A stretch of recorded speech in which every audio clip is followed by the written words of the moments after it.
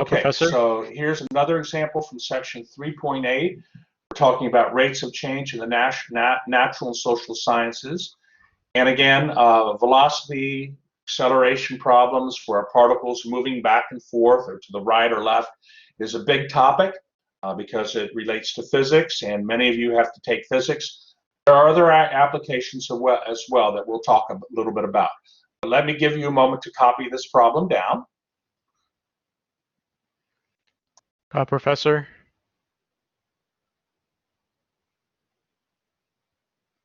Hello.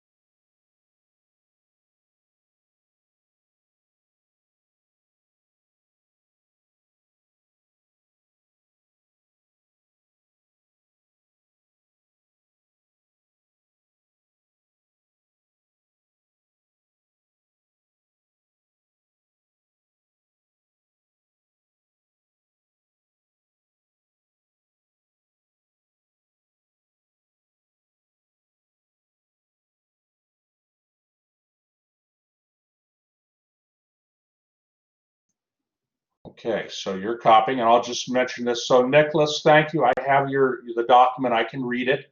Thank you. Joe, and I have I have your exam 2 work as well. Okay, And is it again, still late? I didn't look it over to make sure it's all complete. I assume you checked that before you put it in, but thank you. Okay. Will it still be late for today?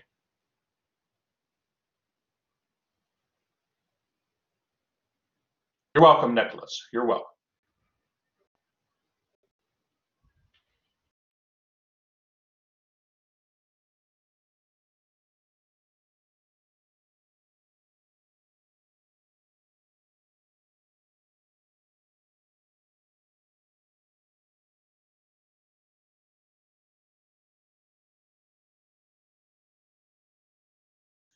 No, Joe, work submitted now.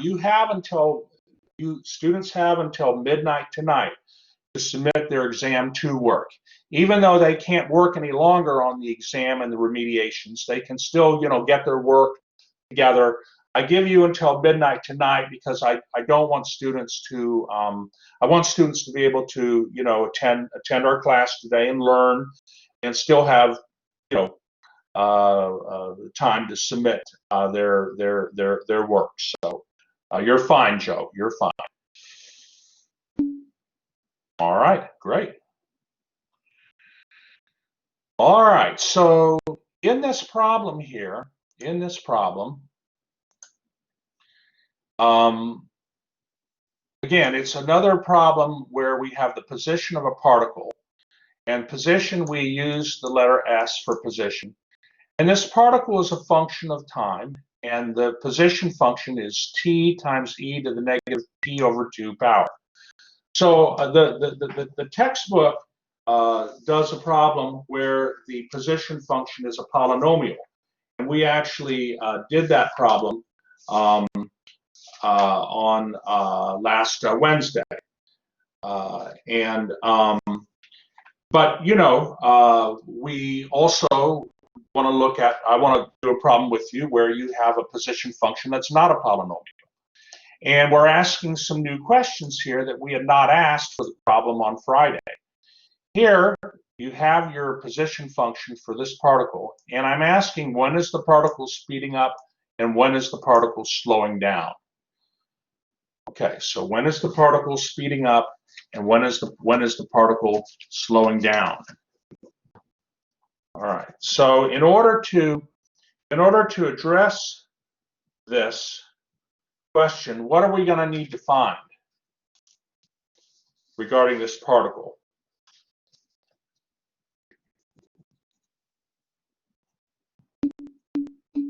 Okay, the derivative. Everybody's saying derivative, and why? Why the derivative? What's taking the derivative of position going to give me? That's right, Ian, velocity. That's right. Okay, so, but actually, you know, when we say when is the particle speeding up, okay, you also need to worry about acceleration. That's right, Lynn. That's right, John. So in this problem, we need to worry about acceleration.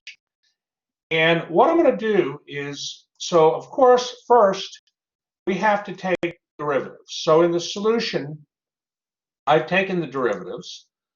The first derivative of position gets me the velocity. And I write the velocity in factored form. So of course, I'm going to have to use the product rule to take the derivative of velocity. And of course, you know many rules now for taking derivatives. So exponential functions, polynomial functions, the chain rule, that all gets used when we take derivatives, and you know, product rule, quotient rule, so forth. So to find the velocity, I had to use the product rule. The derivative of this product is the velocity, and I got then that the velocity of t is equal to e to the negative t over 2 minus 1/2 times t times e to the negative t over 2. But then I factor out the common factor of e to the negative t over 2.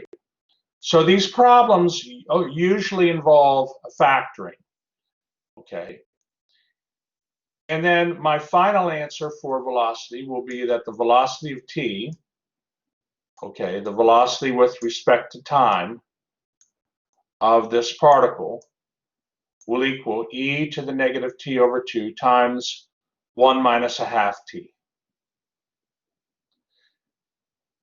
Similarly, for the acceleration is the derivative of velocity.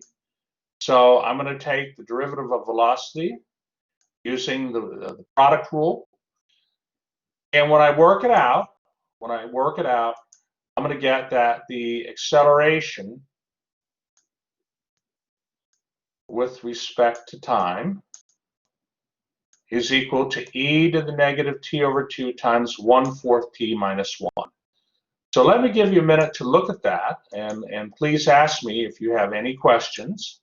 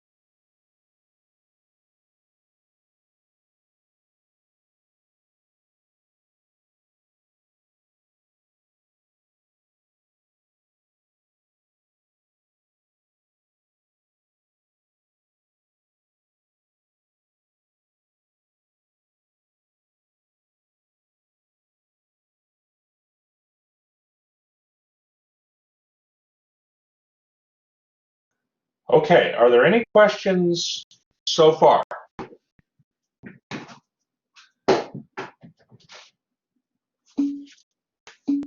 All right, Betsu. All right, Nicholas. Very good, very good. Well, now what I'm going to do is I'm going to, on the next page, I'm going to have graphs. I rewrote down what the velocity and the acceleration and, of course, the position functions are. And then they're graphed in this picture here. Now, the graph, I mean, so what you would do, of course, is you would use your TI-80 483 calculator to, you'd have Y1, you'd go to the Y equals menu where you graph functions, and you would graph the three functions. And if you use X, if you let your X window go, the X min is 0, and the X max is 8, and the Y min is -1, and the Y max is 1. If you use those values in your, with X scale and Y scale of 1, you'll get a decent graph. And it's helpful to have a picture of the graphs, but it isn't like 100% necessary, but it can be helpful. Okay, I think it's very helpful actually.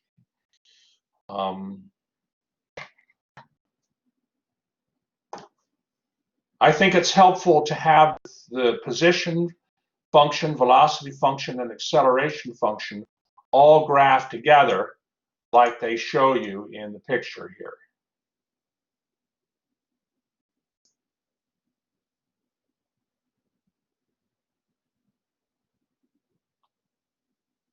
Okay, now from this picture here of the position, velocity, and acceleration functions, we can then get an idea of how the particle's moving. And that's what's in this second plot here. So notice for instance, and we're not yet ready to answer our questions about when the particle is speeding up, when the particle is slowing down. We're just sort of looking at this step by step. So here's the velocity function. Okay, here's the velocity function in the diagram. And, well, actually, hold on. Let me go here. Let me go to the position function. So here's the position function. So is the position S, we notice it's increasing. When the position function S is increasing, what's the particle doing? Is it moving forward or backward when the position function is increasing? Is the particle moving to the right or to the left when the position function S is increasing? It's moving forward. And by the way, the position function is above 0. So when good, everybody, good, John, Lynn, and Zoe. So the position function is greater than 0, and it's increasing. So that means the particle is moving to the right. But what happens here? What happens when t equals 2? What happens to the position of the particle? Well, actually, hold on. At t equals 2, we notice that the position starts to decrease, right? And what happens to the velocity of the particle at t equals 2? What is the velocity equal to at t equals 2? That's right, Kelvin. That's right, Zoe. The velocity equals 0. So what's happening is the particle up to time 2 seconds, the particle is moving to the right. But when it's at 2 seconds, the velocity equals 0, which means at t equals 2 seconds, the particle does what? When the velocity is 0, the particle stops. That's right, Zoe. That's right, John. That's right, Betsuo. Very good. The particle stops. And you can see that here in this picture here. You can see that here in this picture here, showing the particle here moving. The particle goes to the right, but then it stops at t equals 2. Now, after t equals 2, you notice the velocity is negative. When the velocity is negative, what direction is the particle moving? When the velocity is negative, it moves to the left. That's right. Very good, very good. So after t equals 2 seconds, the velocity is negative. And it stays negative, by the way. It stays negative based on the picture. And so the particle is then moving to the left. And you can see that then in the picture here. The particle is moving left. What's going to happen, incidentally, eventually to the particle as t gets large? If we look at this position function here, equals t times e to the negative t over 2, which is incidentally the same as t divided by e to the t over 2 power.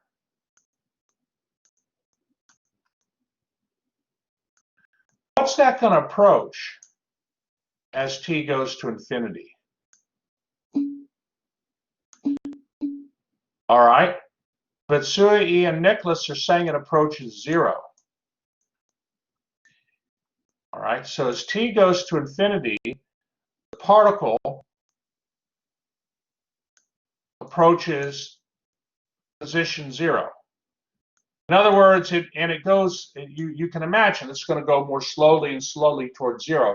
But how do you know that based on this t over this position function, which is equal to t divided by e to the t over 2 power? How do you know that? I mean, what makes you?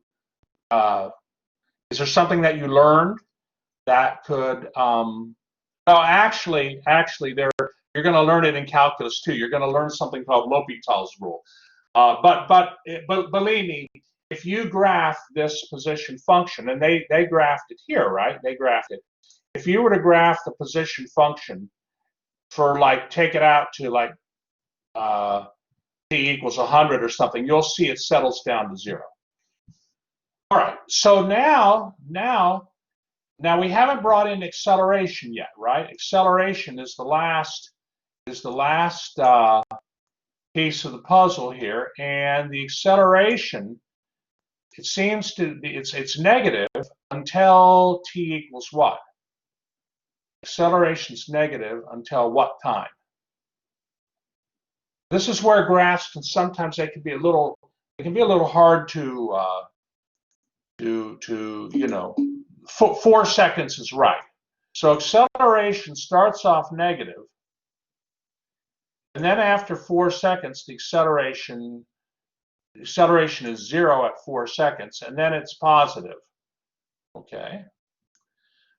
So we have what we need to be able to answer the question. And what I've done is I've written kind of the thinking that goes on in my mind, and it confirms what the book's saying as well, because in terms of answering the questions, we want to know when the particle is speeding up. Okay, so how can we answer that question? Well, when the particle speeds up, there's 2 ways that can happen. 2 cases. Case 1, and then you have this second case. So let me talk about the first case. If the velocity of the particle is positive and increasing, that means the particle is going to speed up if the velocity of the particle is positive and increasing. So if the velocity of the particle is positive and increasing, that means the particle is going to the right. Okay, the particle's moving to the right because the velocity is positive. And if the velocity function itself is increasing with respect to time, the particle has to be speeding up, because if the velocity is getting greater and greater and greater with time, the particle has to go faster and faster and faster. And so the particle is speeding up. So this would mean then you know what, that would mean then velocity function is greater than 0 and acceleration function is greater than 0. Because when the acceleration function is positive, that means that your velocity is increasing with respect to time.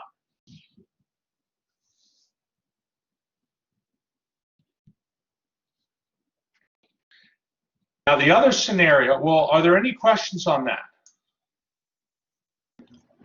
Professor? Professor? All right, all right. So, you know, the particle speeds up. Like I mentioned, there are two cases here, two cases. We talked about case 1, but now we have this other case. The particle can speed up also. Okay, we talked about case 1 here. But the particle can speed up also when the velocity is negative and the velocity is decreasing. Okay, so velocity negative means the particle has to be going to the left, but if the velocity is decreasing, okay, that means the particle is speeding up.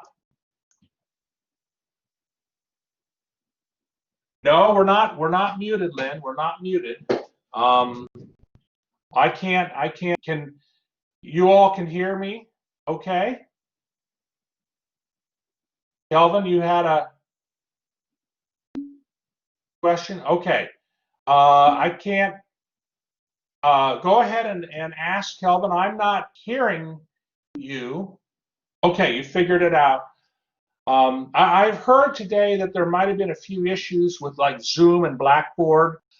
You know, hopefully, I mean, it sounds like the Zoom issues are more than the Blackboard issues from what I heard from colleagues, but today. But at any rate, you're all hearing me okay, right? You're all hearing me well? Let me give a few thumbs up if you're okay. Thank you, Lynn. Thank you, Betsua. Excellent, excellent.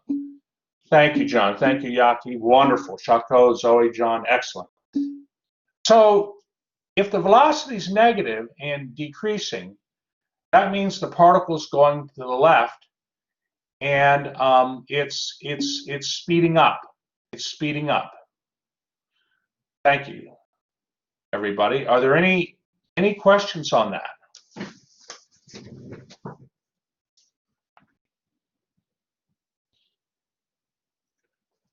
So you notice that when the particle speeds up, the velocity and acceleration have to have the same sign to them. They have to have the same sign. That's how you can find out at what times the velocity is speeding up. Let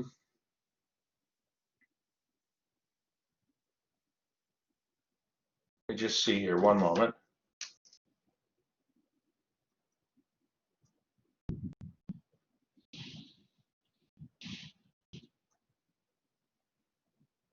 Right. Okay, may I go to the next page? Are we all right so far? Are there any questions? Okay.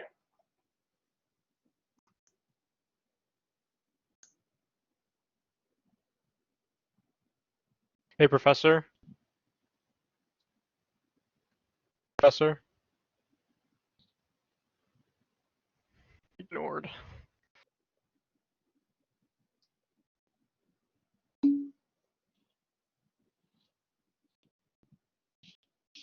Yeah, I'm not hearing anybody talk to me right now, and I'm not sure. This could be an issue. There were, you know, issues today with the college with college Zoom, and maybe there's something with Blackboard. But we'll just proceed forward, and hopefully the audio will come back for you all. I'm not sure, you know. All right, so let me go forward here. Let me go forward. Try to chat it. Try to chat it for me, okay? If you can. All right, so now what I do is I say, okay, well, I got to figure out, first thing I want to do is I want to figure out where my velocity is positive and where it's negative. That's the first thing I want to do. So, it's not hard. Let me see here. Trevor's asking, is the particle is going left or right? No, Trevor, the particle, just the fact, very good question. There's not a connection between the particle going left or right and it's speeding up. A particle could move to the left and it could speed up or slow down or stay constant. Speed could be constant. A particle could move right and the particle could as well speed up, slow down, stay constant. I mean, this is an intelligent particle, okay? So anything can happen. But this is why we got to analyze this. But we do know that, I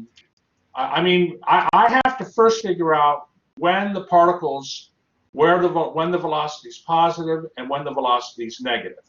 So what I do, good question, Trevor, good question. So what I do is I write the velocity function. As I said, we found the velocity function and we wrote it in factored form. Now, why did we want to do that? Because what I have on the left here, well, the velocity is the product of two factors, e to the negative t over 2 and 1 minus a half t. And what I'm going to do is I'm going to write down an axis here on the bottom, Hey, this okay, is an music axis class, not music that class. has time values starting at 0 seconds and then greater than 0 seconds. So I took it up to, like, say 5 seconds, but it keeps going, right? And I want to analyze the factors to see whether the factors here are positive or negative for that time axis. So, like, for instance, e to the negative t over 2, e to the negative t over 2. That's an exponential function. You're comfortable, of course, that it's always positive, right? For any value of time, any value of t, the exponential function is positive. Okay. But on the other hand, the 1 minus a half t, that factor, well, it'll equal 0. It'll equal 0 when t equals 2, because 1 minus a half times 2 is 0. But then the factor is going to be negative when t is greater than 2, negative when t is greater than 2. Okay, I mean, just put in a value like t equals 4. 1 minus a half of 4 is negative 1. So t is going to be negative when t is greater than, the factor 1 minus a half t is going to be negative when t is greater than 2. And it's going to be positive when t is less than 2. Okay, so, all right. So what we're doing is, now, why do we do this? Why do we want to do this?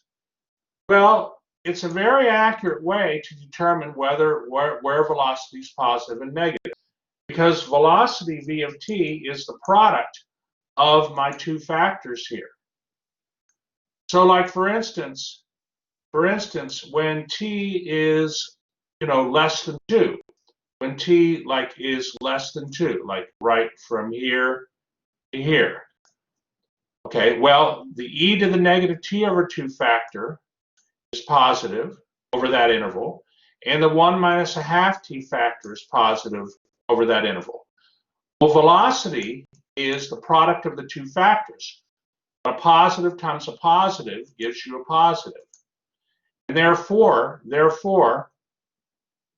velocity is greater than 0 when t is between 0 and 2. On the other hand, when t is greater than 2, the e to the negative t over 2 is positive, 1 minus a half t is negative, and the product of a positive times a negative is a negative. And therefore, when the velocity is going to be negative when t is greater than 2. Okay, how many think this little chart is kind of handy, kind of nice? Yeah, John likes it, Nicholas, and it is very handy, and it's a way that's going to work. Sometimes these polynomials, Nicholas likes it too. Sometimes these polynomials, you have a particle, moving forward, moving to the right, then moving to the left, and then moving to the right, and then moving back to the left, and there's a lot going on. And there could be multiple intervals where the velocity is positive, multiple intervals where the velocity is negative. And, by creating a little chart like you see here, it makes it easy to keep all this straight in your head.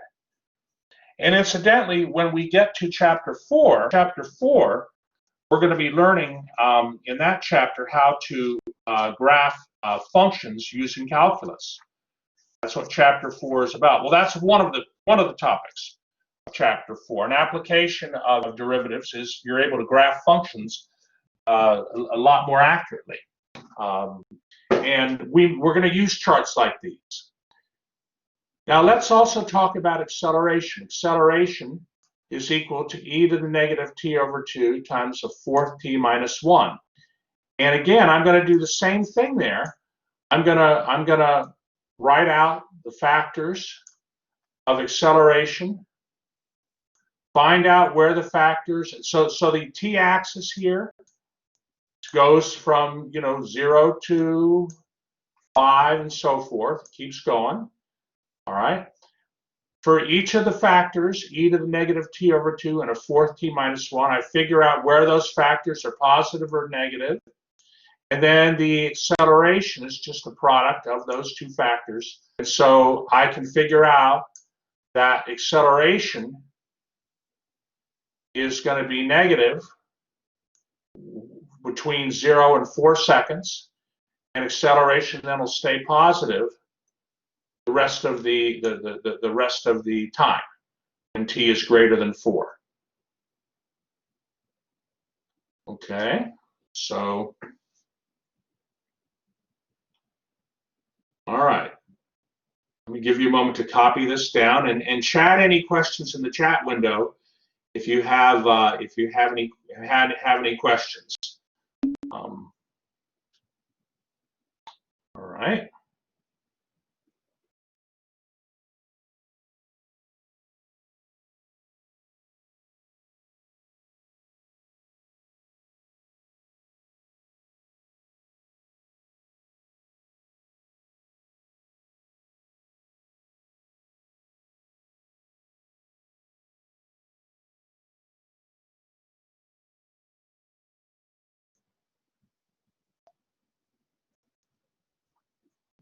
So this approach with the tables, I'm always thinking about my students, doing their homework, and this question. I mean, sometimes you can get questions where there's a lot going on, and but this approach using these little charts will always work. It should pretty much work for any problem you see.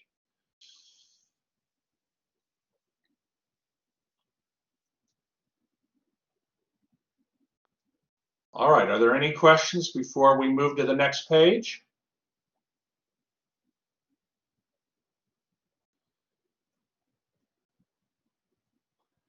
So now we know basically everything we need to know regarding velocity and acceleration. And we're going to utilize that then now to figure out where the particle's speeding up. That was the first thing we're addressing, is where, when, what time is the particle speeding up.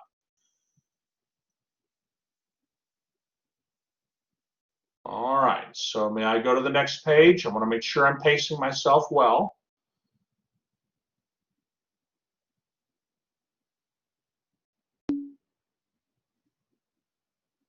All right, Lynn's good.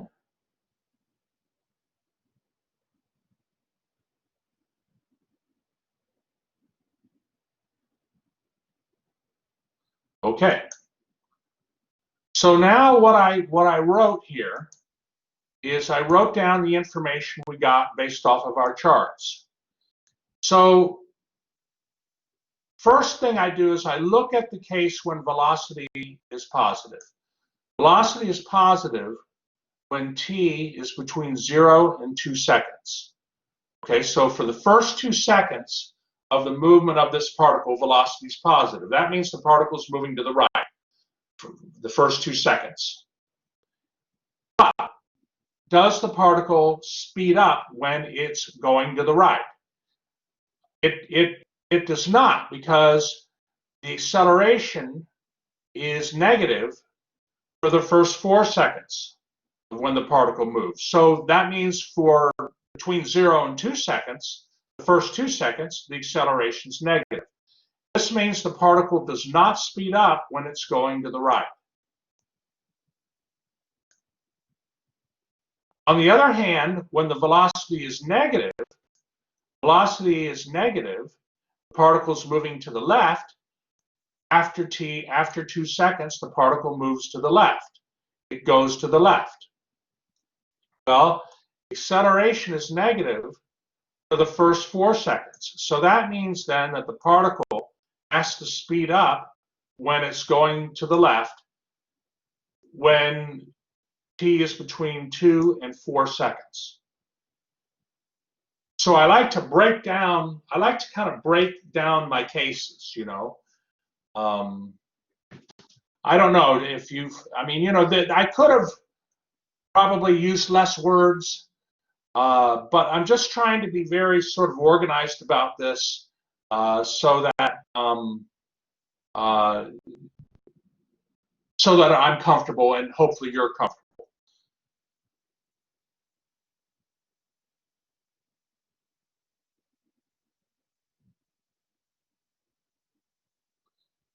Are there any questions up to this stage here, up to this part?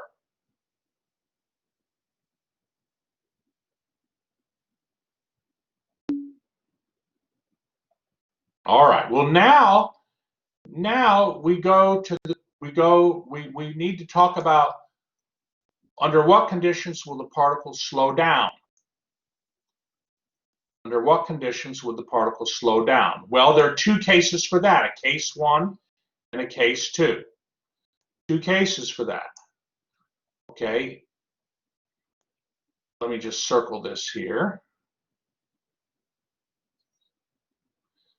So, you know, think about it very practically. When would the particle slow down? Well, if the velocity is positive, but the velocity is decreasing, that means the particle is moving to the right, but it's slowing down because your velocity, your speed is decreasing.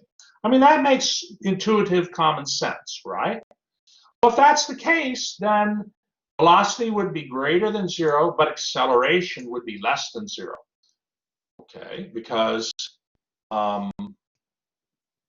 you know, the particle's slowing down, so it's, you know, you're decelerating. The particle's decelerating. Okay. Okay. Secondly, the second situation where the particle slows down is when your velocity is negative. When your velocity is negative, but the velocity is increasing. That means it's getting less negative. So the velocity is negative, but with time the velocity gets less and less negative. Well, that means the velocity is increasing, right? So in this case, the particle is going to the left, but the particle is slowing down, and so the velocity is less than 0, velocity is negative, and acceleration is greater than 0. So when the particle slows down, the signs of the velocity and the acceleration are opposites. Okay, how many find these words helpful? Putting in these words just to help you understand. I realize in your work you may not put in the words, but at least since this is the first time you're seeing this, are the words? Do they help you a little bit? Okay, thank you, Betsua. John, okay, thank you, John. Wonderful. I was debating whether to put the words in, but I'm happy that you know, Chaco, John, Lynn, But Sue and Nicholas like it, and that's good. So now, of course, we can answer the question in regards to slowing down. Okay, we can answer the question in regards to slowing down. So again, what I do is I break my situation up into two cases here.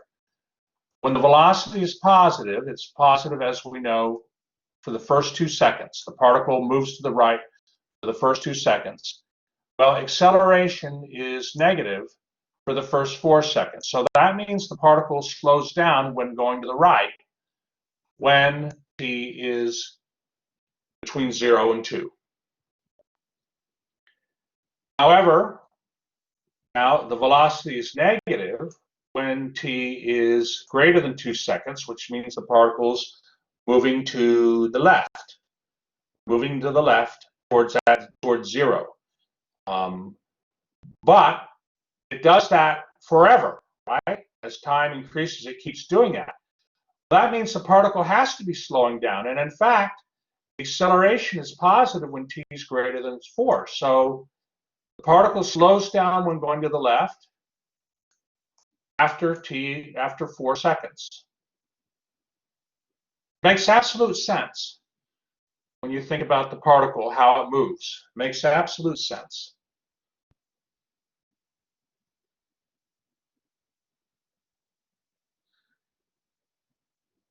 All right, are there any questions on this?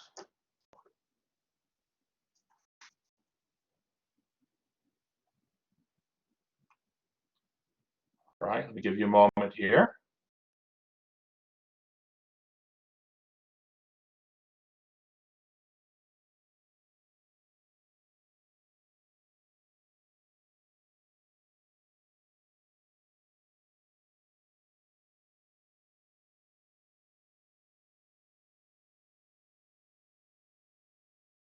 Okay, so John, no, you would not need to explain this like this in the exam, all the words.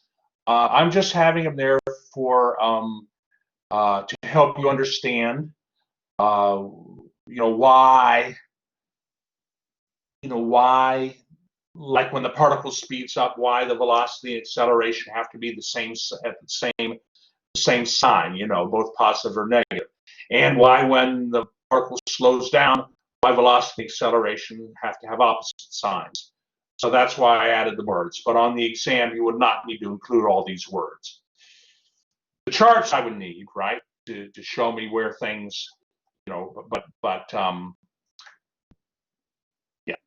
Are there any other good questions?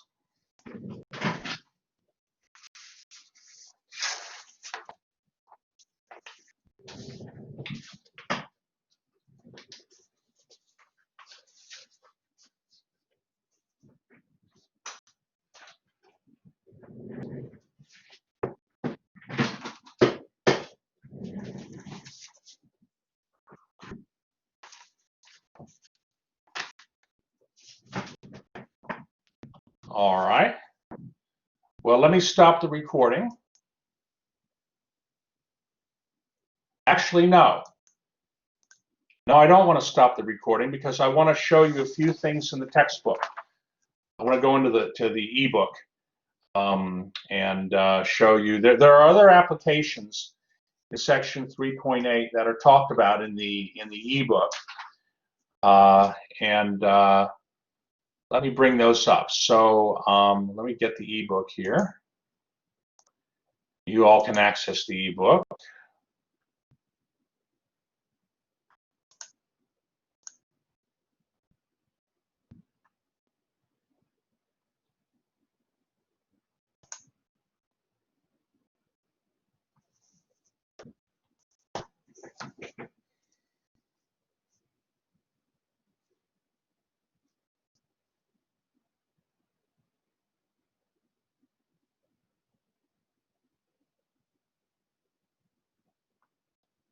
Okay. All right. Let me stop here then on this. If we can move on, everybody's comfortable.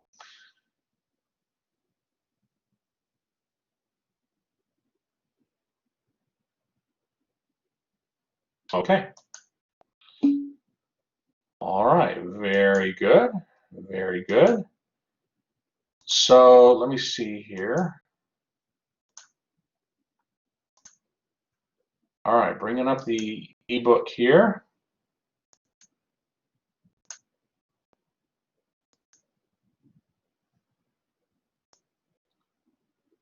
Okay, so you see here, section 3.8, rates of change in the natural and social sciences. There are, look at all these applications. Physics, well, we talked about that with these velocity acceleration problems. You know, chemistry, biology, economics, and you know, many sciences. So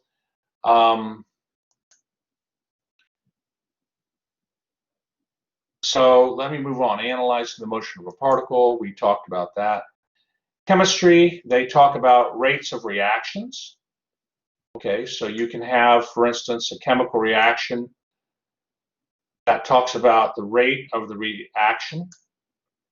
Okay, and this is something that you're not going to see it in the homework, but you are going to see it in, you'll see it in differential equations, Math 282.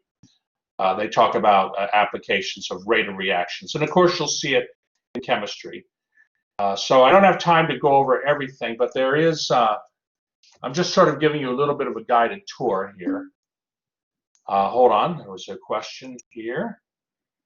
Math 282, John, is where you'll see, well, hold on, wait a minute. Yeah, in differential equations, there's a course called differential equations. That's Math 282. That's where you'll see rate of reaction. Good question, good question. Incidentally, how many have seen already in Calc 2, I teach Calc 2, they do talk about mixing problems, but I've not seen rate of reaction.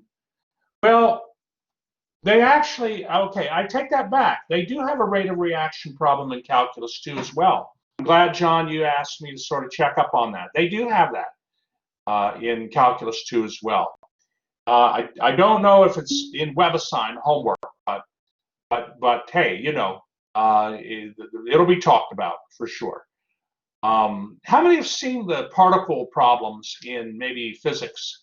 Or have they had that in an introductory physics yet? How many have maybe seen that in Physics 1? Or maybe if you haven't, it's okay. All right, well, let me keep going here. I want to get to, hold on, biology. So rate of growth of a population. That'll get talked about in Calculus 2 and differential equations. Another application, but let me see. There was one I wanted to bring up here.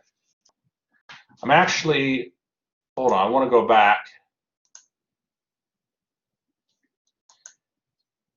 Yeah, example 3 here. Because you're going to see, so in your homework, you're going to see some applications, and you know the book has examples. So current is the derivative of charge. Okay, you're going to see an application of that in your you'll see a problem like that in your WebAssign homework. The current exists. The current exists whenever electronic charges move. Okay, and the average current would be the difference in charge. Okay, at 2 points divided by the difference in time. Okay, and I guess, no, it would be the charge values at 2 different time values divided by the difference in time. That's average current, but the current I, the actual current at a particular time t, and I don't know why. Well, I have it in blue there. I think you can see it. It's called I. Current is I. That's the derivative of charge with respect to time. So current is the rate at which charge flows through a surface. So that's an application you'll see. You'll have a problem like that in your homework. So when they ask you about current, just remember, take the derivative of charge with respect to time. Okay, that's an application. And also another application you'll see is in your homework is marginal cost. Now, there's a whole course at Montgomery College called Business Calculus.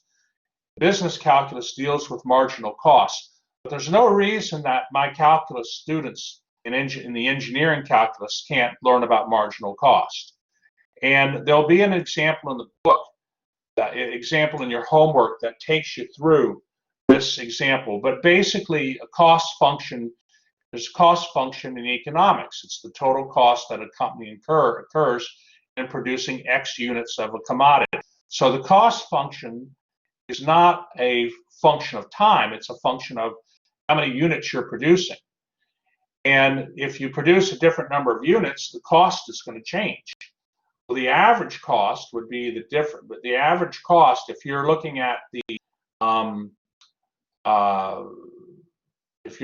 cost to produce X2 units and the cost to produce X1 units, then the average cost is going to be the difference in your cost functions over the difference in the amounts produced at those different costs.